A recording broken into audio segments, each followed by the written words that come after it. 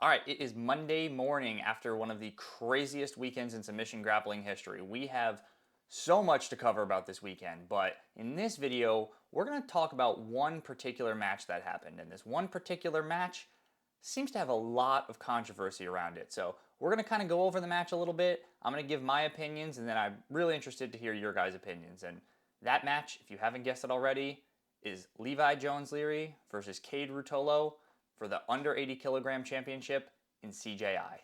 Guys, this is Sean with PDMA, and today we're going to take a real in-depth look at this match.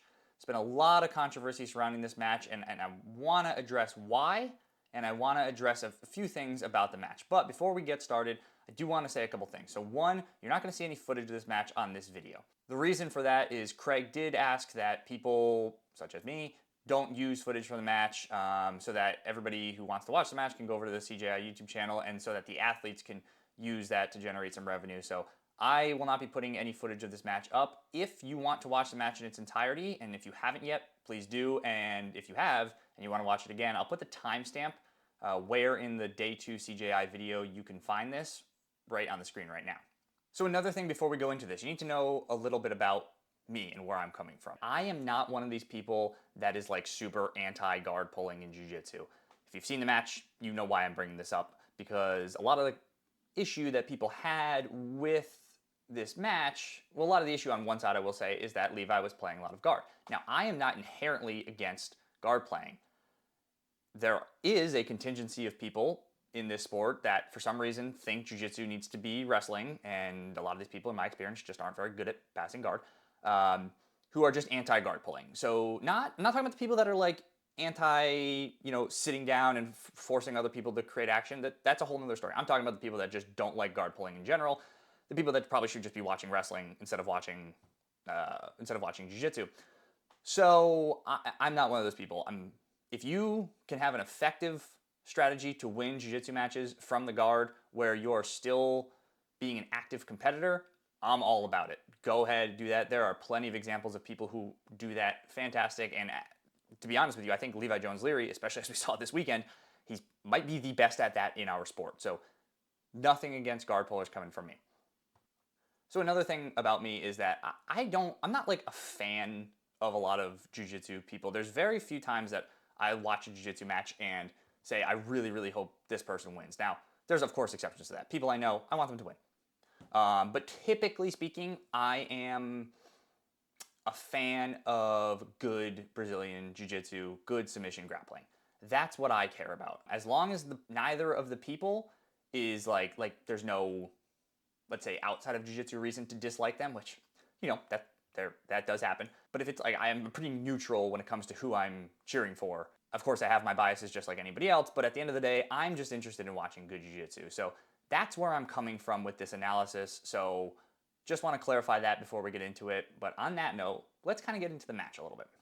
So in round 1, what did we see? Well, we saw Levi Jones-Leary sit guard, and we saw Kade Ruotolo attack that guard.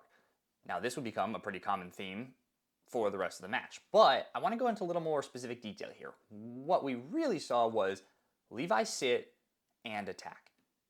And so that is a very important distinction. As I referenced earlier when I was talking about the role of, if you're going to pull guard, that's what you have to do. Levi was doing what he was supposed to do.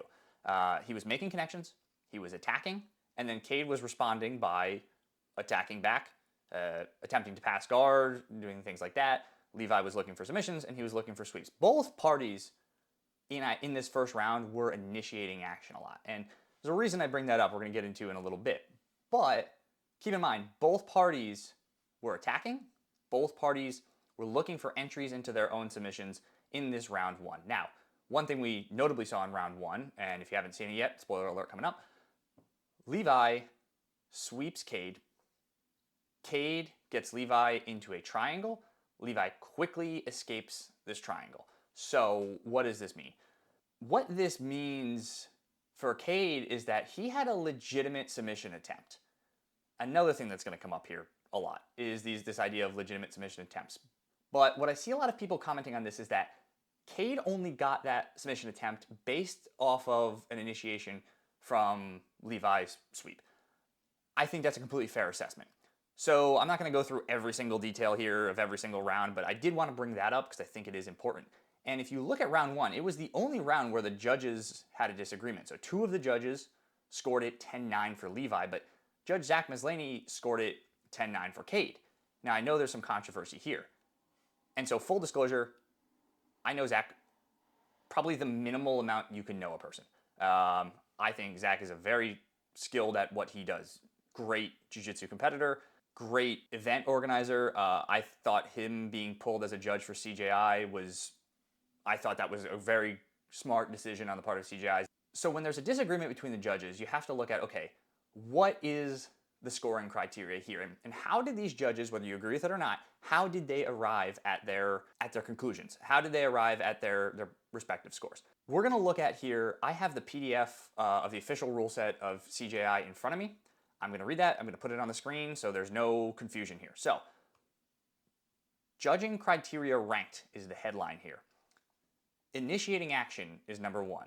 Initiating action is defined as the highest reward is for initiating action, attempting takedowns, guard pass, sweeps, submissions, etc. The judge will give the highest reward to the competitor who is aggressive and the one starting the action and attacking that leads to scrambles. So, I think based off of that alone, we can see why there would be a split decision for round one. Both parties were attacking. Levi got a sweep. Kade got a submission attempt. And it was a pretty legitimate submission attempt. Even though Levi escaped it quickly, he was in some danger. He did exactly what he had to do to get out of that. I mean, his reaction time was absolutely impeccable. But I think it was a very legitimate submission attempt. So you could see why somebody would say, okay, Levi did initiate the sweep. Kade initiated the submission. So the judges were split on that one. I actually was leaning more towards Kade winning that round, but I completely understand when people say Levi won it. I thought that was a pretty hard round to judge. I would not have wanted to be a judge for CJI in that round. So in round two, we saw more of the same. I think Kade started to get a little frustrated with the fact that he couldn't pass Levi's guard, but I think Levi was forcing a lot of the attacks. Again, he would make connections and he would initiate action. So that's a very important distinction. All judges scored this round 10-9 in favor of Levi, which I also agree with. And also keep in mind, when I say I agree or disagree, man, I am not the authority on the CJI rule set, so take that for what you will. I'm just giving my opinion in this. Could be a bad opinion. Wouldn't be the first time it happened. So now we get to round three, and it's not that nothing happened in round two, I just don't want this video to be 4 hours long. So now we get to round three. Now, what's interesting, something that I noticed in round three, and again, this is just my opinion, but what I saw was Levi kept initiating connections, but Kade would initiate the action. So what do I mean by this? So in rounds 1 and 2, I saw Levi would get the connection and then immediately start off-balancing, start looking for subs, start looking for sweeps. I saw a lot of that. In round 3, I saw a lot of Levi scooting forward, and I do not mean that in a derogatory way. That's just the action he was doing, was scooting. I saw Levi scooting forward. I saw him connecting. And then there was a bit of a lack of action. Now, keep in mind, we are 2 5-minute rounds into a match. The guy is probably a little tired. I don't know. He might have a great gas tank. Please don't take anything I say as disrespect to either competitor. I have immense respect for both of them. But, the reality is maybe he's getting a little tired. It didn't seem like Levi was initiating as much of the sweeps or as much of the submission attempts. His move seemed to be get Kade into a position, make Kade make a move, and then attack. So that's just what I saw. So in my eyes, what that means is that Kade now is the one initiating the action. Again, even if Levi is initiating the connection, Kade is the one initiating the action. And there is a distinction there. Again, I'm not a professional judge, but I have enough friends that are, and we've talked about these things in terms of strategy. There does seem to be a distinction between, okay, if you're standing up, for instance, you can put a collar tie on somebody, but is that really initiating action? Especially if that collar tie leads to, okay, then the other guy, boom, duck under, mat return, whatever. You can initiate connection without necessarily being the one to initiate the action. And I think that's what we saw a lot of in round 3. What I also saw in this round was I think we all saw Kade start to get frustrated that he couldn't pass Levi's guard. Again, not in a derogatory sense. I just think the reality is he expected to be able to pass guard and he couldn't do it, so he was getting frustrated. Now, 2 things can happen when you get frustrated that you can't do something. in combat sports. You can either back up and say, oh shoot, I can't beat this guy. I can't pass his guard like I thought I was going to pass his guard. Oh no, what's going on? If you've watched Kade's matches before, you know that's not his style. And I think when we saw him get frustrated, we actually saw him ramp up the amount of passing attempts, trying new things, trying them harder, faster than he was doing previously. And that, in my mind, is very interesting because, again, that is pushing action. There was like a 1 minute span towards the end of the match where, I mean, Kade was firing it all off. He came pretty darn close to having a pass, and he didn't get it, but he came pretty close. But again, close in jiu-jitsu doesn't really mean anything. But going back, the whole point of saying that is to say that Kade was pushing the action a lot, especially in that 1 minute span. I mean, go back and watch it. It's actually pretty wild. He does not stop moving. And so I think because of that, Kade did get the nod from all of the judges to get the 10-9 round in round 3. So round 4 brings us to another criticism that I've seen a lot, is that Levi was attacking more than Kade. Now, here's where we might get a little controversial.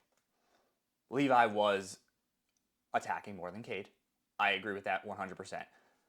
How deep were those submission attempts, and how much danger was Kade Ruotolo in? That is a very important factor to look at. If you enter a submission, that's good. You should be doing that. But there's a difference between if I'm going for an ankle lock and I have my feet in the right position and I have a bite on the ankle and I start to go and pretty quickly the knee line shifts so that the attack is not actually there. I think that we can sort of look at as a submission entry versus, okay, I have this heel hook in, my legs are tight, and the guy actually has to roll and affect his strategy or change his strategy now to, okay, I can't be offensive anymore. I'm forced to pull back. I'm forced to escape the submission before I can continue attacking. And I think that's what we saw a lot of. I think that's where some of this confusion is coming from. Levi had some great attacks. I mean, he was attacking legs from places you didn't know you could attack legs from. It was so impressive. However, I don't think Kade was ever in much danger because of them. And you can go back and watch, and you can go back and say I was wrong. But I think for the most part, now there's a couple that definitely were walking on this line here. But I think Kade never really had to change his strategy to, roll out of a heel hook or anything like that. I think he would clear his knee line, and then boom, he was attacking again. And so I think that's where some of this confusion is coming from, is that, yes, Levi had a lot of submission entries, but how many legitimate submission attempts did he have? To be determined. But I think that's why ultimately Kade did get the nod in round 4, 10-9 by all 3 judges. Round 5. Now, what did we see in round 5? Well, we saw something very interesting. If you watched the match, again, spoiler alert, if you didn't, Kade pulls guard. Why did Kade pull guard? Was Kade looking to change up the dynamic to play bottom game for a little bit? Maybe, maybe not. I don't know why Kade pulled guard. It was interesting. I kind of like that he did it. But we quickly saw, oh shoot, Levi's not just a guard player. This guy, this guy can pass. And it seems by Kade's reaction that he had some real threats to pass Kade Ruotolo's guard. So they kind of quickly went back to the positions we had normally seen them in. But I just thought that was a really fun thing. And to Kade's credit, it's a cool way to okay, you know what? This is going okay in this position. Let's change it up a little bit. Quickly realized maybe not the best idea.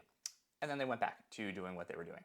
So what were they doing? We went back and saw Kade continue this. Again, in my opinion, I don't know this for a fact. I haven't talked to Kade ever in my life.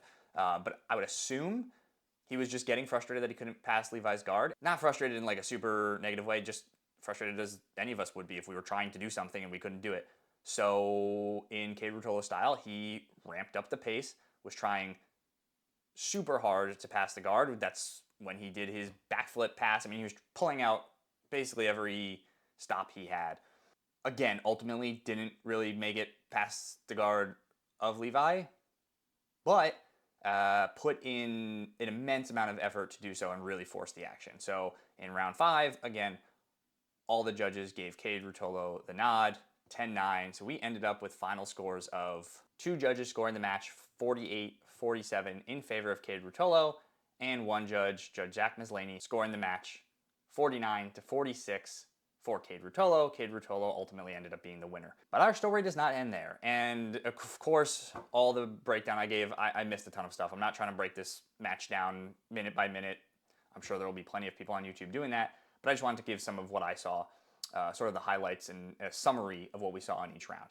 So now what happens after the match? So after the match, everybody posts on social media about how the match went, including myself, and the opinions start flying. So the opinions in favor of Levi Jones-Leary, which I think are very valid opinions, are that he was the one doing all of the attacking. That's why I saw people thought he won. They said Kade didn't do any attacking of submissions. Levi did a ton of attacking of submissions. Kade couldn't pass Levi's guard. That's the one that I want to talk about. So the attacks, that's one thing. Fair enough, he did attack more submissions. But he was able to do that because he was in this bottom guard position. If you are in a bottom guard position, the fact just is you have more submissions open to you. If you are in a top position going against somebody's guard, for the most part, excluding like leg locks and stuff, dropping back on leg locks and whatnot, you don't have many submissions available to you. So I saw people saying Levi was attacking more, but not acknowledging the fact that Levi was putting himself in the position where there are more attacks available. And I think we need to take that into consideration while we're looking to judge this fight. Just because Kade Ruotolo's initiations weren't initiations of submissions doesn't mean he wasn't initiating. If we look back at the rule that I read earlier, attempting takedowns, guard pass, sweeps, submissions, etc. Guard passes and submission attempts, according to this, are judged on the same level of importance. And if we take that into consideration, well, Kade had much more guard passing attempts than Levi had sweep or submission attempts. That's just where I'm coming from with this. That's how I interpret the rules. Again, I'm not a CJI judge. I'm not a judge of anything. But if that's how the rule is written, then Kade did have more initiations. We can also look at the second ranked judging criteria, which says close submissions and dynamic action. Dynamic action is takedowns, sweeps, passes, etc. After initiating action, progressing through control and position to sub-attempts weighs heavy on judges. So for me, there wasn't a ton of this. Kade never got past Levi's guard in any meaningful sort of way to then attack a submission. Kade did have the one submission attack in the first round in the form of the triangle. Levi had that sweep, but that sweep led directly into a submission. So if anything, I feel like those are just kind of nullified by each other, unless you do view submissions as more important, which, judging by these rule sets here, there's really no distinction. So we'll just keep it based on what the rule set here says. Going back to what I said earlier, I think a lot of Levi's submission attempts were more submission entries than legitimate submission threats. So when you're looking at this as the judge, in my opinion anyway, you have to decide, what does submission attempts mean? To me, that would mean a real threat of a submission. Now, to some people, that might not mean that. I'm not a CJI judge, so that's not for me to decide. But to me, when I read these rules, that's what that means. So that's why I feel that although Levi did have a bunch of submission entries, I think there does need to be a line drawn there. And for me, where I draw the line is similar to, like, I think of it like chess. Now, I don't really know much about chess, but in chess, if you're put in check, you are forced to move your king so that you do not lose the match. And I think the equivalent in jiu-jitsu is this submission attempt is almost like, okay, you need to put your opponent in check. You need to make it so they have no other choice but to directly address this submission attempt, or the game is over. I didn't see a ton of that when I was watching it. I've watched this match several times now. I didn't see a ton of that. I don't want to say it never happened, but I didn't see a ton of that. And so to me, that's what constitutes a submission attempt, and that's what I'm using as my definition of submission attempt while I judge this match from the comfort of my couch. Now, some people were saying that the crowd was affecting the judges. Maybe it was, maybe it wasn't. I don't know. What I will say is that every judge that they had is super professional.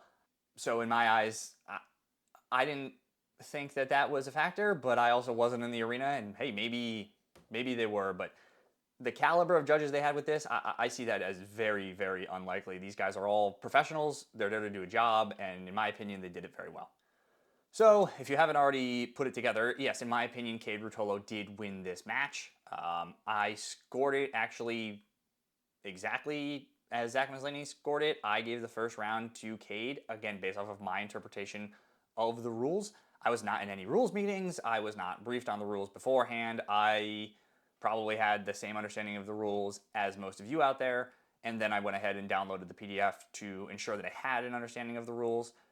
Then I watched the match again, and one more time, just with the rules in front of me, making sure that I understood this. So what I think happened here was Kade Ruotolo initiated more action. I think that's what it came down to. What did not happen here, which I think is very important to talk about, is Levi was not playing a passive guard game. And I think a lot of people's arguments about why he won, it's kind of a weird thing. They're saying he won because he played an active guard game. Now, it's obviously more nuanced than that for most people, but I think the people that are saying Levi won, you can't say he lost because he didn't play a passive guard game. But to me, the default is that you need to be playing an active guard game if you are going to be playing guard, which he was. He 100%.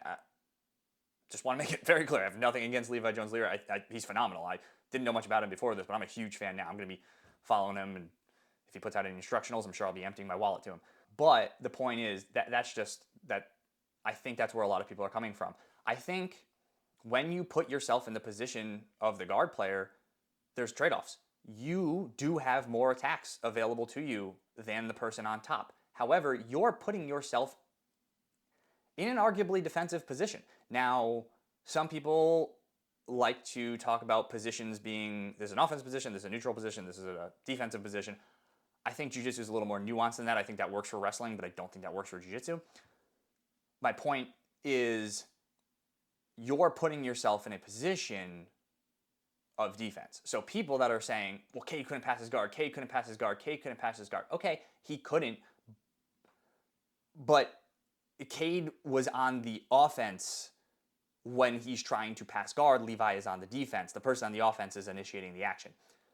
Levi had his initiations. Of course, I don't want to make it sound like I don't think Levi initiated anything. I think he initiated plenty. But I think when you're saying a guard player versus somebody trying to pass their guard, the onus is on the guard player to attack just as much as the person passing guard is attacking, which is no easy task. So I just think, like, as an active guard player, okay, that's great, you're being active guard. I think that's the default. I think you should be losing points if you are not an active guard player. If you're an active guard player, that's a default. And now, okay, I'm playing guard and I'm being active by initiating contacts. Now I need to be initiating attacks, and there's a distinction there between initiating contact and initiating action. So guys, sorry that was a little long-winded, but those are my thoughts on Kade Ruotolo versus Levi Jones-Leary.